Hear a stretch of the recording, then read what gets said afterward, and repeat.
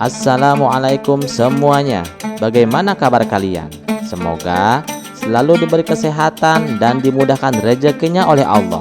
Amin ya robbal alamin. Di sebuah desa, nama Abu Nawas dikenal tidak hanya karena kecerdasannya, tetapi juga karena keberaniannya menghadapi berbagai tantangan, termasuk yang berbahaya. Namun, popularitas Abu Nawas memicu rasa iri dua orang sakti dari desa lain, yaitu Jabir, si penakluk angin, dan Karim, si pengendali api. Keduanya merasa tersaingi dan memutuskan untuk menyingkirkan Abu Nawas. Mereka berencana menjebak Abu Nawas dengan dalih adu kecerdasan, tapi dengan niat tersembunyi untuk membunuhnya. Sebuah surat tantangan dikirimkan kepada Abu Nawas, berbunyi, "Abu Nawas yang terhormat, kami menantangmu untuk membuktikan kecerdasanmu di hadapan seluruh desa. Jika engkau benar-benar cerdas, datanglah ke Bukit Tandus besok siang. Tapi jika engkau pengecut, tinggallah di rumahmu dan serahkan gelarmu kepada kami." Membaca surat ini, Abu Nawas tersenyum tipis. Ia tahu ada maksud buruk di balik undangan itu, tapi ia tidak mundur. Kalau mereka berpikir bisa mengalahkan dengan otot, mereka lupa bahwa aku bersenjatakan akal, gumamnya. Esoknya Abu Nawas tiba di Bukit Tandus dengan membawa kantong berisi benda-benda aneh, biji jagung, sebuah teko kecil, dan sepotong kain lusuh. Jabir dan Karim sudah menunggu dengan ekspresi penuh kebencian. "Abu Nawas, kau datang juga. Baiklah, kami akan mengajukan tantangan. Jika gagal, nyawamu milik kami," ucap Jabir dengan suara lantang. "Tentu, tetapi aku punya syarat," jawab Abu Nawas dengan tenang. "Jika aku berhasil melewati tantangan kalian, maka kalian harus tunduk dan berjanji tidak akan mengganggu orang lain lagi." Jabir dan Karim setuju, yakin Abu Nawas tak akan bertahan menghadapi kemampuan mereka. Jabir mengayunkan tangannya ke udara, menciptakan pusaran angin yang berputar dahsyat. "Coba kau bertahan dengan angin ini, Abu Nawas," teriaknya. Abu Nawas tidak panik. Ia membuka kantongnya dan mengeluarkan biji jagung. Dengan cepat, ia menaburkan biji-biji itu di tanah. Ajaibnya, burung-burung dari segala arah datang untuk memakan jagung tersebut, menenangkan pusaran angin yang tadi mengamuk. Jabir terkejut. "Apa yang kau lakukan? Anginmu hanya bisa kuat jika tidak ada yang mengalihkan perhatiannya." "Aku memanggil burung-burung untuk menyerap energinya," jawab Abu Nawas santai. Karim maju dengan kemarahan membara. Ia menyalakan api besar dengan tangannya, lalu mendorongnya ke arah Abu Nawas. "Mari kita lihat, apakah kecerdasanmu bisa menyelamatkanmu dari panasnya api ini." Abu Nawas tersenyum, lalu mengeluarkan teko kecil dari kantongnya. Ia membuka tutupnya dan menuangkan air, tetapi air itu tidak langsung menyiram api. Sebaliknya, ia menggiring api ke arah pohon kecil yang tidak jauh dari sana. Ketika api menyentuh pohon itu, muncul asap tebal yang menghalangi pandangan Karim.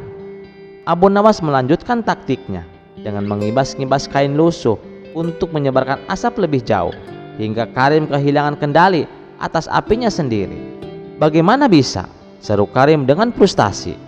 "Kau kira api selalu menjadi alat penghancur, tapi ingat, api juga bisa dilumpuhkan dengan asap dan pengalihan perhatian," jawab Abu Nawas dengan nada penuh teka-teki. Jabir dan Karim yang merasa terpojok memutuskan untuk menyerang Abu Nawas bersama-sama. Jabir menciptakan badai angin, sementara Karim menyalakan api besar. Keduanya mengarahkan serangan ke Abu Nawas dengan kekuatan penuh. Namun Abu Nawas sudah mempersiapkan diri. Ia melemparkan kain lusuhnya yang sudah basah ke arah angin, menciptakan percikan air yang melayang-layang dan memadamkan api Karim. Saat api padam, angin Jabir justru berbalik arah karena kehilangan tekanan, menyerang mereka berdua. Keduanya terlempar oleh kekuatan angin mereka sendiri. Saat mereka bangkit, tubuh mereka penuh luka, tetapi harga diri mereka yang lebih hancur. Abu Nawas mendekati keduanya yang kini lemas. "Kalian kalah bukan karena aku lebih pintar, tetapi karena aku menggunakan akal. Belajarlah bahwa kekuatan bukan segalanya. Jika kalian mau, aku bisa mengajarkan kalian menggunakan keahlian untuk kebaikan." Jabir dan Karim terdiam, lalu mengangguk pelan. Mereka berjanji untuk tidak menggunakan kesaktian mereka untuk hal buruk lagi. Sejak saat itu, desa Abu Nawas kembali damai, dan kisah ini menjadikan pelajaran bahwa kecerdikan dapat mengalahkan kekuatan. Dimanapun kisah ini diceritakan, nama Abu Nawas semakin harum sebagai simbol keberanian, kecerdasan, dan keadilan. Kisah selanjutnya. Di suatu desa terpencil, hiduplah seorang pemuda bernama Abu Nawas. Setiap hari Abu Nawas sibuk mencari kayu bakar di bawah terik matahari. Hasil kayu bakar itu kemudian dijual untuk memenuhi kebutuhan hidupnya. Karena sering terkena sinar matahari, sampai-sampai kulitnya berubah hitam legam. Suatu hari saat Abu Nawas sedang beristirahat di bawah pohon besar, setelah seharian bekerja, matanya tertuju pada seorang wanita cantik yang sedang lewat. Wajahnya bercahaya bagaikan bulan purnama. Abu Nawas jatuh hati seketika. Namun wanita itu bukan sembarang wanita. Ia adalah putri seorang raja yang terkenal dengan kecantikan dan kewibawaannya. Abu Nawas meskipun dengan hati yang penuh keraguan tentang status sosialnya, memutuskan untuk melamar sang putri. "Tidak peduli kulitku hitam, yang penting aku mencintainya," katanya dalam hati. Dengan semangat membara, Abu Nawas menghadap sang raja untuk melamar putrinya. Namun raja memandang Abu Nawas dengan penuh skeptisme. "Kau miskin dan tidak pantas untuk putriku. Tapi jika kau benar-benar ingin menikahinya, aku akan memberimu satu syarat. Maharnya adalah emas permata, intan, berlian, dan perhiasan yang sangat mahal. Bisa kau penuhi?" kata sang raja. Abu Nawas tidak gentar. Dengan percaya diri ia menjawab, "Tentu wahai raja, aku akan memenuhi mahar tersebut, meski harus menguras laut sekalipun." Dan dengan kata-kata itu, ia langsung pergi untuk mempersiapkan segala sesuatunya. Keesokan harinya, Abu Nawas pergi ke tepi laut. Ia memandangi hamparan air yang seolah tak berujung sambil bergumam, "Kalau air laut ini dikuras selama setahun pun tak akan surut. Tapi bagaimana caranya mengambil harta karun di dasar laut? Menyelam pun aku tak bisa." Setelah berpikir sejenak, tiba-tiba terlintas di benaknya untuk meminta bantuan ikan-ikan di laut. Dengan suara lantang, Abu Nawas berseru, "Wahai ikan-ikan di laut ini, aku mohon bantuan kalian untuk mengambil harta karun yang ada di dasar laut." Tak disangka seekor ikan berwarna oranye muncul ke permukaan. Dengan nada tegas, ikan itu berkata, "Siapa kamu? Berani sekali meminta bantuan kepada kami. Kami adalah penjaga laut ini, dan harta karun di dasar laut adalah milik kami. Kalau kamu ingin mengambilnya, silahkan coba. Tapi ingat, kalau turun ke dasar laut, kamu akan menjadi makanan kami." Setelah berkata demikian, ikan itu segera menyelam kembali ke dasar laut. Abu Nawas yang geram dengan perkataan ikan itu, dengan nada penuh emosi, dalam hatinya ia berkata, "Awas saja kamu ikan, akan aku buat tunduk kepadaku." Dengan tekad yang membara, Abu Nawas membawa sebuah timba besar dan mulai menguras laut. Ia mengambil air laut sedikit demi sedikit, berharap akan mendapatkan emas permata yang tersembunyi di dasar lautan. Namun di dasar laut, para ikan mulai merasa panik. Salah satu ikan yang lebih pintar dari yang lain, seekor ikan yang bijaksana, segera melapor kepada pimpinan mereka, ikan hiu. "Tuan hiu, ada pemuda yang sedang menguras laut. Kalau dibiarkan, air laut akan habis dan kita semua akan mati." Ikan hiu yang dikenal bijak segera mengumpulkan seluruh pembesar ikan dan merundingkan apa yang harus dilakukan. "Kita harus mencari cara untuk menghentikan si pemuda ini sebelum semua ikan kita punah. Mari kita buat perjanjian dengan pemuda itu." Akhirnya mereka sepakat untuk memenuhi permintaan Abu Nawas, tapi dengan cara mereka sendiri. Tiap ikan akan mencari permata, intan, berlian, lalu menyemburkannya ke daratan.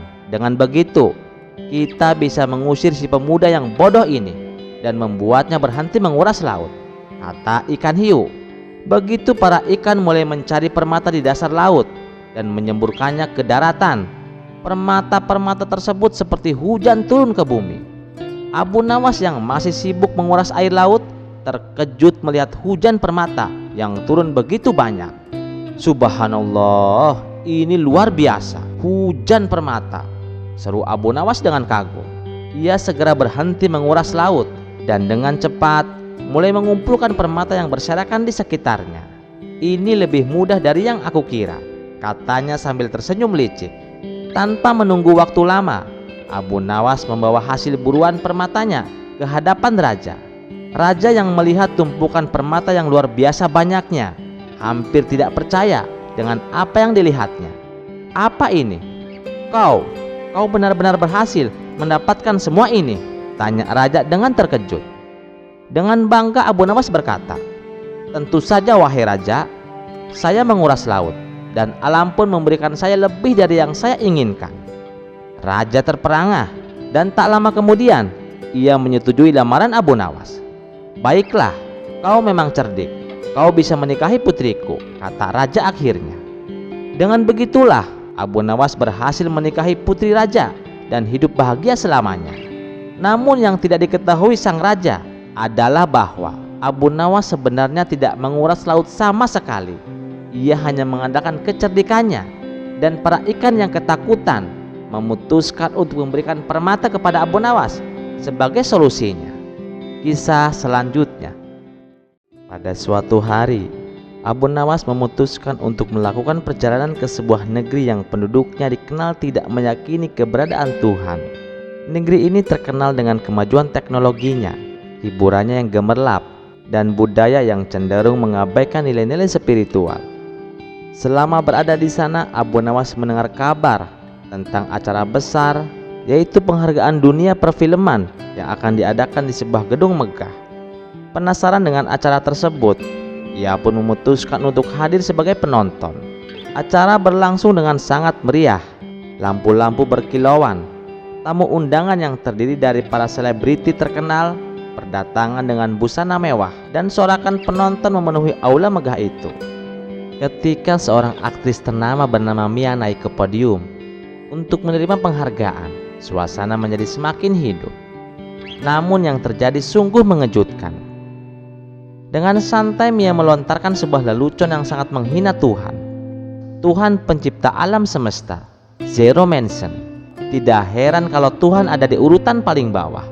Katanya, peringkat pertama adalah cast and crew, lalu Mam, dan peringkat terbawah adalah Tuhan. Lanjut Mia, diikuti dengan gelak tawa para tamu undangan yang hadir. Kalimat itu membuat hati Abu Nawas tergetar.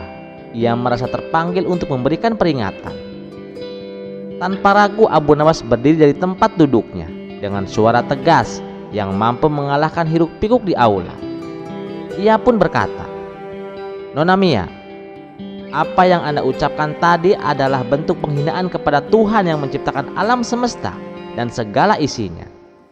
Dan kalian sudah menzolimi orang-orang Islam yang tidak berdosa, menghancurkan tempat-tempat ibadah dan tempat berlindung mereka.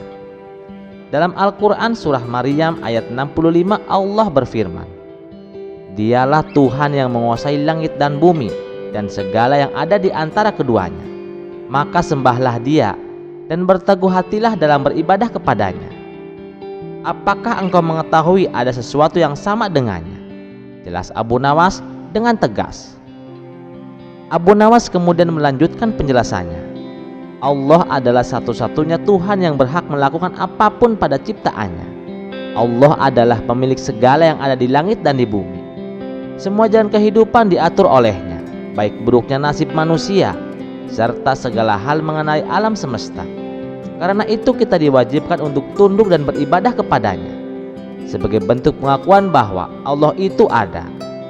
Kita harus menaati segala aturannya, seperti menjalankan sholat, melaksanakan amalan-amalan rukun Islam, berbuat baik kepada sesama manusia, serta menjauhi segala yang batil. Dan satu hal lagi, dan berhati-hatilah terhadap doa orang yang terzalimi, karena tidak ada penghalang antara doanya dengan Allah. Hadis riwayat Bukhari Muslim. Para tamu terdiam sejenak. Tetapi suasana segera berubah menjadi riuh. Banyak yang merasa terganggu dengan keberanian Abu Nawas. "Usir dia dari sini!" teriak seseorang. Petugas keamanan pun datang dan menggiring Abu Nawas keluar dari aula. Meskipun diusir, Abu Nawas merasa telah menjalankan tugasnya untuk menyampaikan kebenaran. Beberapa hari kemudian sebuah musibah besar melanda negeri tersebut. Kebakaran hutan yang dahsyat terjadi dengan api yang menyebar cepat karena angin kencang. Banyak rumah dan bangunan, termasuk gedung-gedung besar, hancur di dalam api.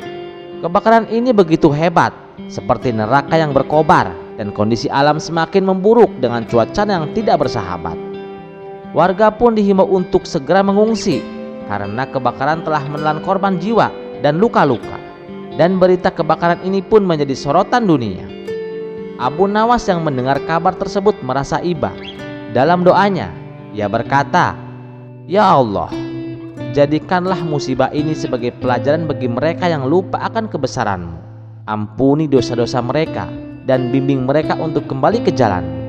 Pada malam harinya setelah melaksanakan sholat maghrib berjamaah, Abu Nawas berbicara di hadapan jamaah masjid.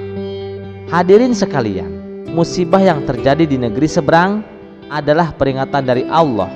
Kita diajarkan untuk tidak hanya mengambil hikmah dari peristiwa ini, tetapi juga mendoakan mereka yang tertimpa musibah.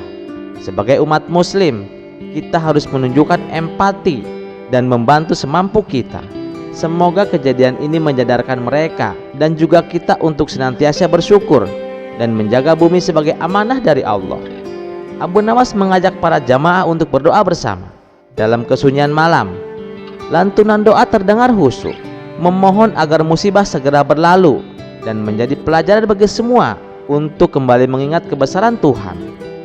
Kisah ini mengingatkan bahwa keangkuhan hanya membawa bencana, sementara kerendahan hati dan keimanan adalah kunci keselamatan.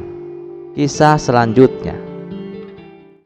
Pada suatu hari, raja menghadapi dilema besar di istananya. 2 kasus kejahatan baru saja diungkap di hadapan rakyat. Kasus pertama adalah seorang pemuda yang kedapatan mencuri sandal di sebuah masjid. Kasus kedua adalah seorang pejabat kerajaan yang terbukti menilap uang rakyat hingga 2 miliar dirham. Namun, persoalan muncul karena rakyat protes keras atas perbedaan hukuman yang telah dijatuhkan. Si pemuda pencuri sandal divonis 10 tahun penjara, sementara sang koruptor hanya mendapatkan hukuman 2 tahun dengan fasilitas mewah di penjara. Mendengar protes dari rakyat, raja bingung untuk memutuskan keadilan. Maka ia memanggil Abu Nawas untuk menjadi hakim untuk memutuskan perkara ini. Di ruang sidang yang penuh sesak oleh rakyat, Abu Nawas memulai pengadilannya dengan suara tegas. Ia memanggil si pemuda pencuri sandal lebih dulu. "Wahai anak muda, katakan padaku, mengapa kau mencuri sandal itu?" tanya Abu Nawas. Pemuda itu menjawab dengan penuh rasa bersalah. "Tuan, saya mencuri sandal karena saya tidak punya apa-apa. Saya bahkan tidak punya uang sepeser pun untuk membeli sandal seharga 5 dirham. Abu Nawas mengangguk, lalu memanggil koruptor. "Dan engkau wahai pejabat, mengapa kau mengambil uang rakyat yang jumlahnya tak terhitung?" Koruptor menjawab sambil tersenyum sinis, "Tuan, saya hanya mengikuti kebiasaan pejabat lain. Lagi pula, uangnya kan milik negara, bukan perorangan." Abu Nawas mengusap janggutnya dan berdiri. Ia memandang baginda raja dan seluruh hadirin dengan tatapan tajam. "Dengarkan," seru Abu Nawas. "Sesuai dengan undang-undang yang berlaku di kerajaan ini, pemuda ini telah mencuri sandal seharga 5 dirham dan menyebabkan kerugian bagi 1 orang. Oleh karena itu, hukumannya adalah 10 tahun penjara. Namun menurut saya, hukuman tersebut tidak sebanding dengan apa yang dia ambil. Maka saya putuskan, hukuman pemuda ini membersihkan seluruh masjid di kerajaan selama 10 tahun." Pemuda itu terkejut, namun ia menerima keputusan tersebut dengan air mata. Abu Nawas lalu menoleh ke arah pejabat koruptor. "Adapun engkau, wahai pejabat, kau telah mencuri 450 juta dirham dari uang rakyat.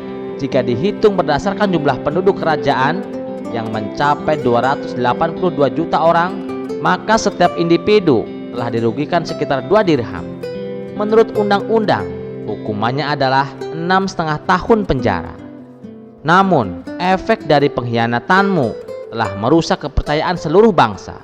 Oleh karena itu, saya putuskan hukumanmu adalah dikurung seumur hidup di ruangan gelap tanpa fasilitas apapun. Rakyat pun bersorak-sorai mendengar keputusan tersebut. Sementara koruptor yang sombong itu langsung merasa lemas dan tak berdaya. Setelah sidang usai, Baginda Raja memuji kebijaksanaan Abu Nawas.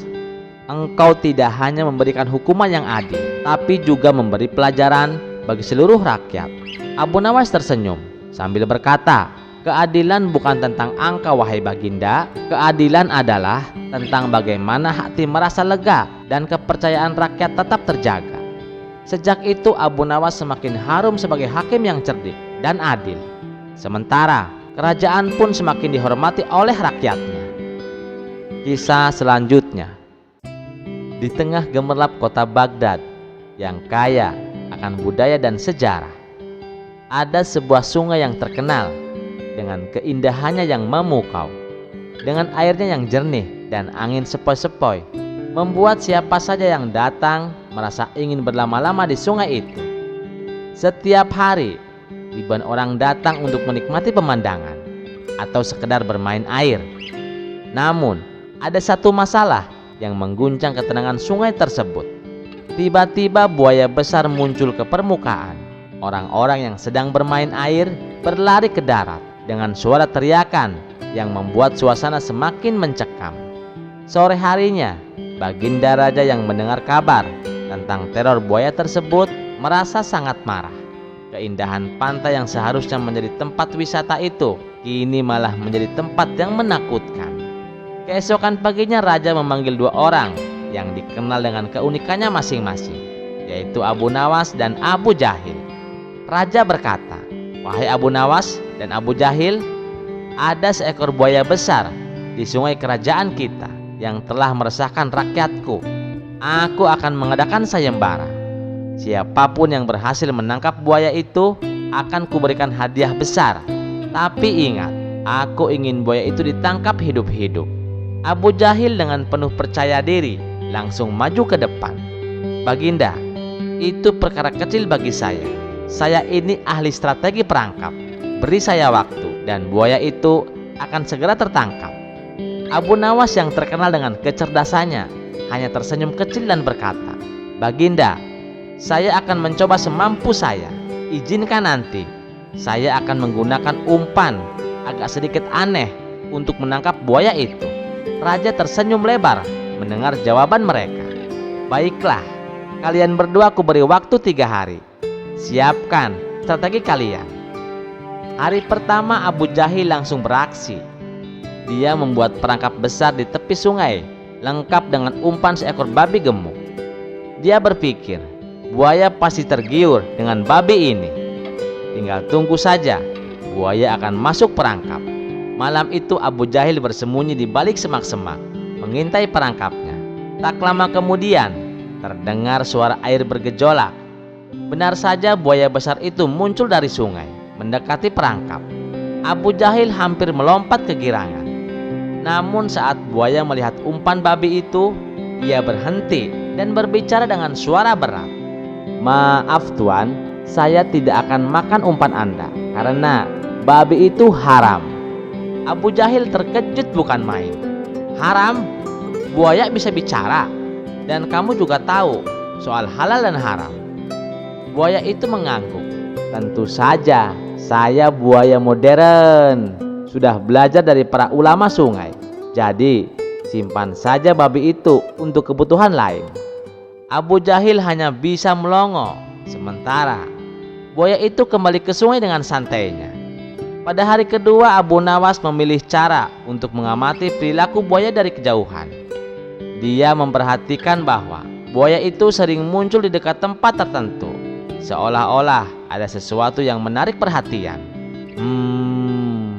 Gumam Abu Nawas, buaya ini tampaknya lebih tertarik pada sesuatu yang berbeda. Jika bukan makanan, mungkin sesuatu yang lebih memikat. Keesokan harinya Abu Nawas datang ke pasar kerajaan dan menyewa seorang wanita cantik untuk menjadi bagian dari rencananya. Wanita itu meski awalnya bingung, namun setuju setelah mendengar penjelasan Abu Nawas. Pada hari ketiga Abu Jahil tidak menyerah begitu saja. Kali ini dia mengganti umpannya dengan seekor ayam besar yang sudah dimasak, tapi hasilnya tetap nihil. Buaya itu muncul lagi dan berkata, "Maaf tuan, saya sedang diet, tidak makan makanan berminyak." Abu Jahil hampir menangis frustasi. Sementara itu Abu Nawas yang sudah siap dengan strateginya, dia membawa wanita cantik itu ke tepi sungai dan menyuruhnya berdiri di sana sambil menyanyi dengan suara merdu. Tak lama kemudian buaya besar itu muncul, matanya berbinar-binar melihat wanita cantik tersebut. "Siapa dia?" tanya buaya dengan nada penuh penasaran. Abu Nawas tersenyum. "Ini adalah calon pasanganmu jika kau bersedia naik ke darat." Buaya itu langsung naik ke darat tanpa pikir panjang. Namun begitu kakinya menyentuh tanah, Abu Nawas dengan cepat menjebaknya menggunakan jaring besar yang sudah disiapkan. Buaya itu terkejut. "Hai, ini curang. Kamu telah mengelabuiku." Buaya itu sambil membuka mulutnya lebar-lebar. Abu Nawas tertawa. "Memang dasar buaya, giliran wanita cantik saja kamu kejar." Buaya itu tak mau kalah. Dengan nada santai ia menjawab, "Kalau di sungai aku menjadi predator Abu Nawas, tapi kalau sudah di darat seperti ini, aku menjadi buaya darat." Kisah selanjutnya.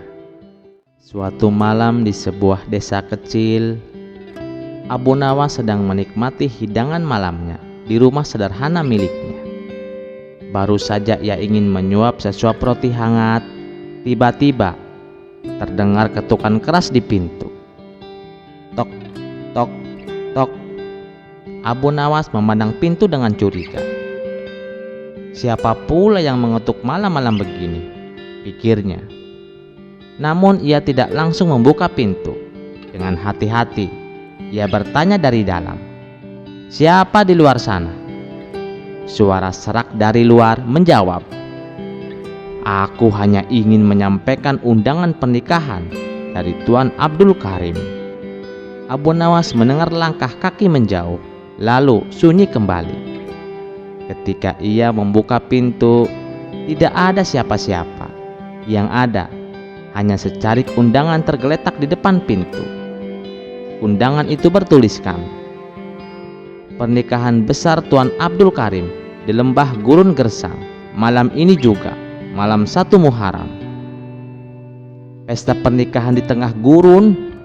Wah, pasti hidangannya banyak, ujar Abu Nawas sambil mengusap perutnya yang mulai keroncongan.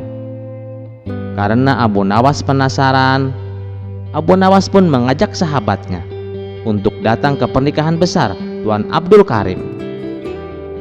Mereka pun berangkat sebelum maghrib agar tidak kemalaman. Setibanya di Lembah Gurun Gersang, mereka disambut anak muda berwajah pucat yang mengaku tetangganya Tuan Abdul Karim. Ia mengantar Abu Nawas dan sahabatnya ke lokasi pernikahan. Suasana pesta tampak meriah tapi aneh. Cahaya obor berkelip-kelip seperti ingin padam, dan para tamu berpakaian serba hitam dengan wajah kaku. Namun hidangan di meja terlihat menggugah selera. Ada kebab harum, nasi kebuli, dan baklava berkilauan. Tanpa pikir panjang, Abu Nawas langsung menyantap makanan itu dengan lahap. Sementara itu, sahabatnya duduk diam tanpa menyentuh apapun. "Kenapa kau tidak makan? Ini lezat sekali," tanya Abu Nawas sambil mulutnya penuh makanan. "Aku merasa ada yang tidak beres, Abu Nawas. Orang-orang ini tidak berkedip sama sekali," sahut sahabatnya ketakutan. Namun Abu Nawas malah semakin semangat makan. Setelah puas makan, Abu Nawas bersiap pulang. Ia pun menyelipkan beberapa potong baklava dan kebab ke sakunya. Pengantin pria yang tinggi menjulang dan pucat menyelaminya dengan tangan dingin seperti es. Dalam perjalanan pulang, Abu Nawas merasa waktu baru sekitar jam 9 malam. Namun, ketika sampai di desa, azan subuh berkumandang. Ia pun bingung. Sesampai di rumah, ia ingin memberikan baklava itu kepada ibunya. Namun, ketika ia mengeluarkan makanan dari sakunya, alangkah terkejutnya ia melihat gumpalan darah dan sampah busuk. Ya ampun!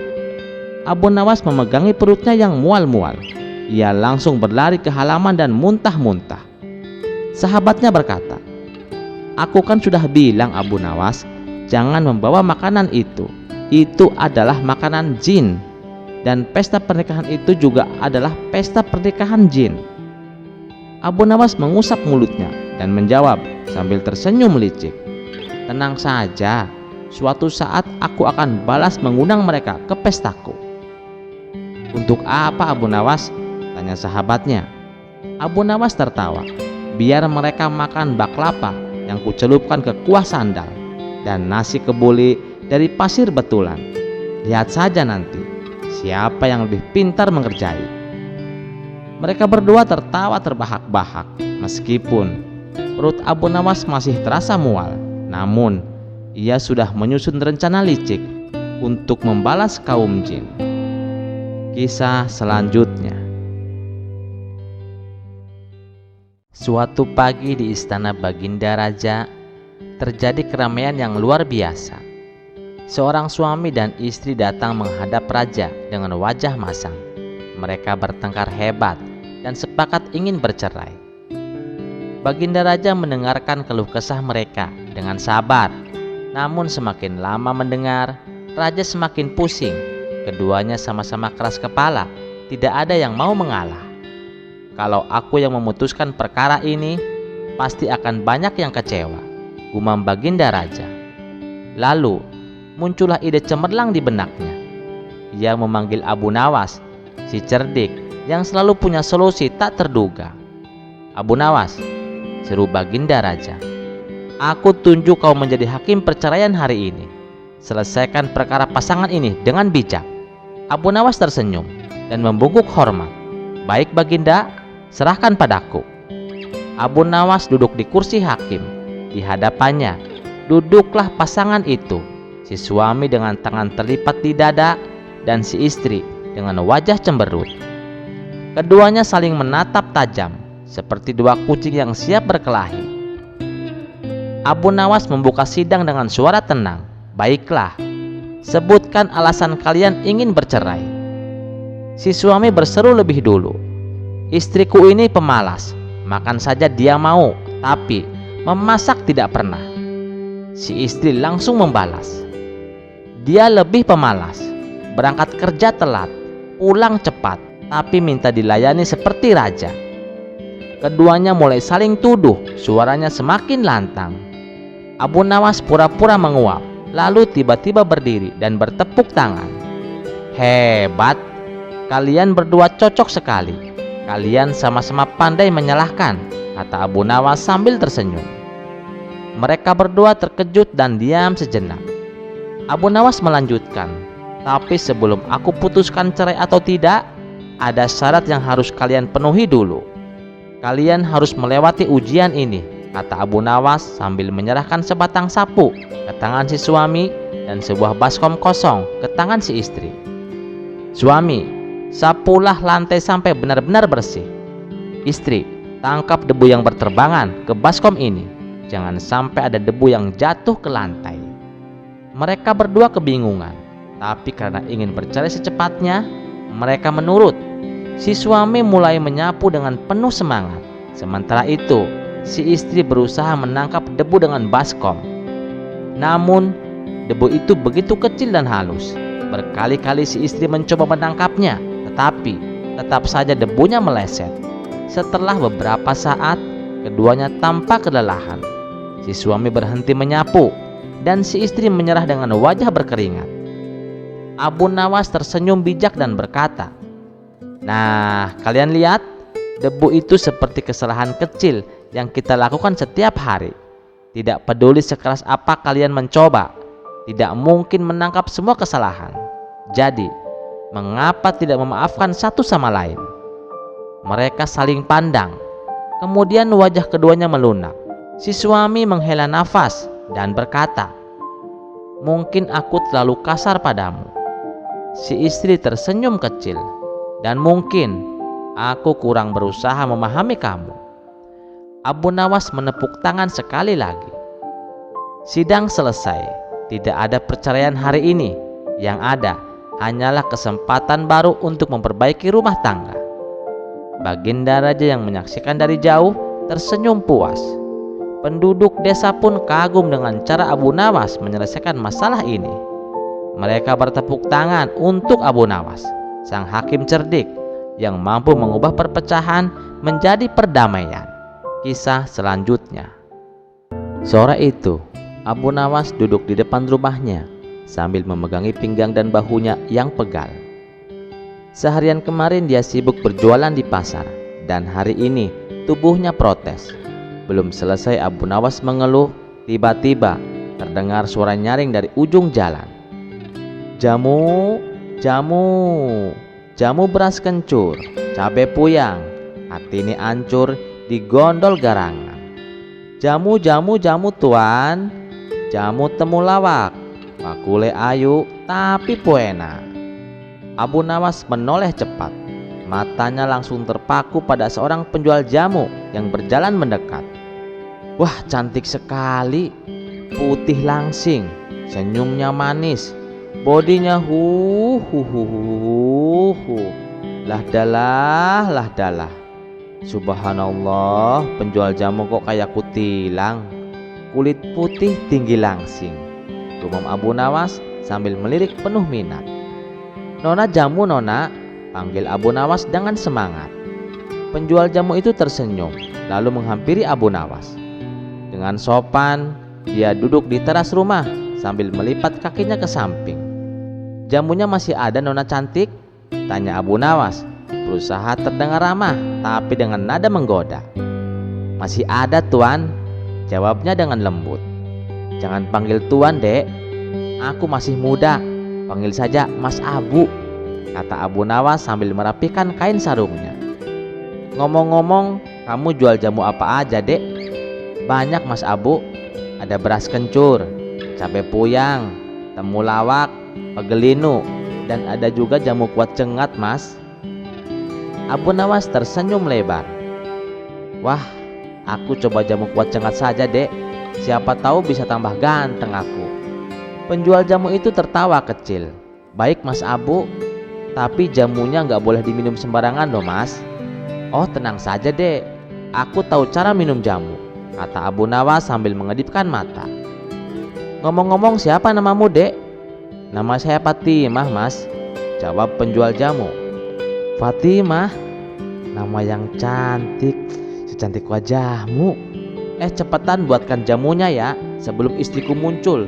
Kalau dia tahu aku ngobrol lama-lama dengan wanita cantik, dia bisa ngamuk seperti singa kelaparan." Fatimah terkekeh kecil, lalu menuangkan jamu ke dalam botol dan memberikannya kepada Abu Nawas. Kemudian penjual jamu itu segera pulang, sementara Abu Nawas memegang botol jamu untuk diminumnya nanti malam. Saat penjual jamu itu hendak pergi, Abu Nawas menanyakan harga jamunya. "Dek, berapa harganya?" "1 dinar saja Mas." "1 dinar? Murah sekali dek," kata Abu Nawas. "Ini aku bayar 10 dinar." Fatimah terkejut. "Wah, Mas Abu baik sekali. Tapi ingat loh dek, itu untuk 10 botol jamu dek. Berarti kamu harus kesini 10 hari berturut-turut. Besok sore kamu bawa lagi ke sini," kata Abu Nawas sambil berlari masuk rumah karena istrinya memanggil. Fatimah hanya bisa bergumam, "Dasar pelit, kukira dia dermawan, ternyata bayar buat 10 botol jamu." Keesokan paginya, Abu Nawas memulai rutinitasnya seperti biasa, mencuci piring dan pakaian. Setelah selesai dia merasa haus. Pandangannya tertuju pada botol jamu di meja makan yang lupa tadi malam dia minum. Tanpa pikir panjang, dia menuangkan segelas dan langsung meminumnya. Tak berselang lama, tubuhnya mulai terasa panas dingin, keringat bercucuran, dan ada sensasi aneh yang merayap. Saat melihat ke bawah, Abu Nawas terperanjat. Subhanallah, berangku berdiri tegak, belum waktunya bangun kok sudah bangun, serunya panik. Hari itu Abu Nawas harus menghadap baginda di istana. Dia mulai berpikir keras, mencari cara agar kondisi memalukan ini tidak terlihat. Akhirnya dia memilih mengenakan sarung besar yang panjang hingga menyapu lantai. Sarung ini pasti bisa menutupi semuanya, gumamnya yakin. Sesampainya di istana, raja menatap Abu Nawas dengan heran. Abu Nawas, mengapa kau memakai sarung sebesar itu? Ada apa ini? Tanya raja curiga. Abu Nawas berpikir cepat. Ampun baginda, tadi saya baru selesai mencuci pakaian istri saya.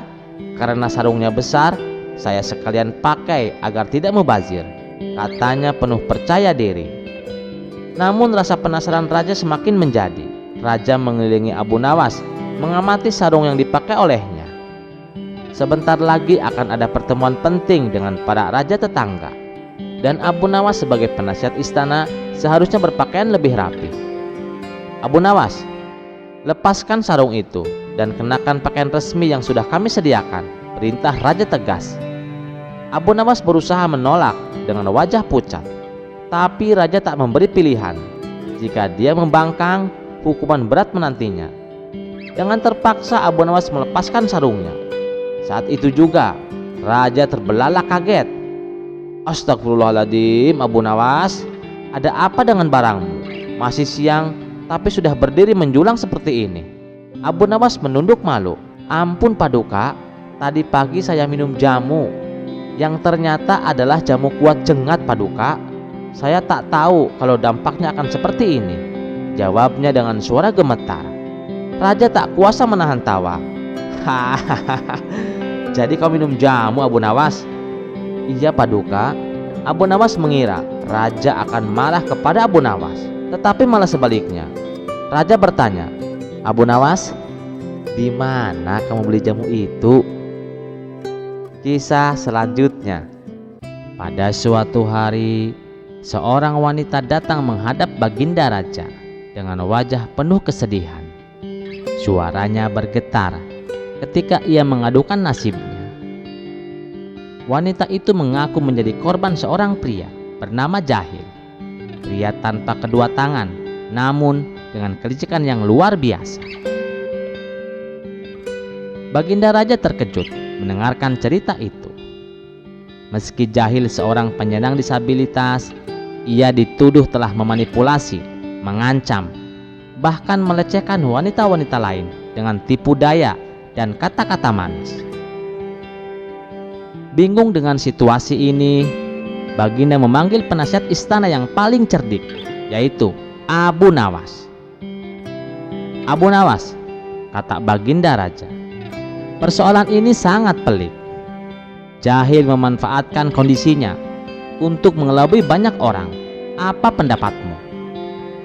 Abu Nawas mendengarkan dengan seksama, kemudian menjawab dengan tenang. Baginda, meski Jahil seorang penyandang disabilitas, hukum tetap berlaku untuk semua. Namun, kita harus memastikan bahwa tuduhan ini berdasarkan fakta. Jangan sampai kita menghakimi hanya berdasarkan prasangka. Baginda raja mengangguk. Tepat sekali Abu Nawas. Tapi bagaimana caranya kita bisa membuktikan kebenarannya? Jahil sangat pandai berkilah dan memanfaatkan simpati. Abu Nawas tersenyum tipis. Izinkan saya menyusun rencana baginda. Saya akan memanggil Jahil ke istana dan mengungkap kebenarannya dengan cara saya. Beberapa hari kemudian, Jahil dipanggil ke istana. Dengan wajah penuh percaya diri, ia berkata, Ampun baginda, tuduhan ini tidak masuk akal. Lihatlah saya tidak memiliki kedua tangan. Bagaimana mungkin saya melakukan perbuatan seperti itu? Abu Nawas menatapnya dengan tajam. Jahil, katanya, kejahatan tidak selalu dilakukan dengan tangan. Kejahatan bisa terjadi lewat niat, manipulasi, dan ancaman. Apakah kau berani bersumpah bahwa kau tidak pernah memanfaatkan kelemahan emosional orang lain untuk keuntunganmu? Jahil tampak gugup, tapi ia tetap bersikeras. Saya hanya mencoba membantu mereka yang membutuhkan. Jika ada yang salah paham, itu bukan kesalahan saya. Abu Nawas tersenyum kecil. Baiklah Jahil, kalau begitu buktikan bahwa mandi suci yang kau tawarkan benar-benar untuk kebaikan. Kami akan meminta orang-orang terhormat dari istana untuk mencobanya. Jahil terkejut. Tetapi ritual itu hanya untuk orang-orang tertentu, katanya dengan tergagap. Justru itu yang ingin kami buktikan, kata Abu Nawas dengan tenang. Jika memang ritualmu murni untuk kebaikan, tidak ada yang akan merasa dirugikan, bukan? Terpojok oleh logika Abu Nawas, Jahil akhirnya menyerah. Dengan suara rendah, ia mengakui semua perbuatannya. Saya melakukan itu karena dunia terasa tidak adil bagi saya. Saya hanya ingin mereka mengerti penderitaan saya, tapi saya terlalu jauh melampaui batas. Baginda Raja menatapnya dengan penuh kekecewaan. Jahil, ketidakadilan yang kau rasakan tidak pernah menjadi alasan untuk merugikan orang lain. Hukum harus tetap ditegakkan. Abu Nawas menambahkan, namun Baginda, selain hukuman, Jahil juga memerlukan pembinaan agar ia menyadari kesalahannya dan tidak mengulanginya. Baginda setuju. Jahil pun dijatuhi hukuman sesuai perbuatannya, sekaligus diberi pembinaan agar ia berubah menjadi pribadi yang lebih baik. Sekian dulu perjumpaan kita kali ini. Sampai jumpa di kisah selanjutnya. Terima kasih yang sudah setia menonton channel ini. Wassalamualaikum warahmatullahi wabarakatuh.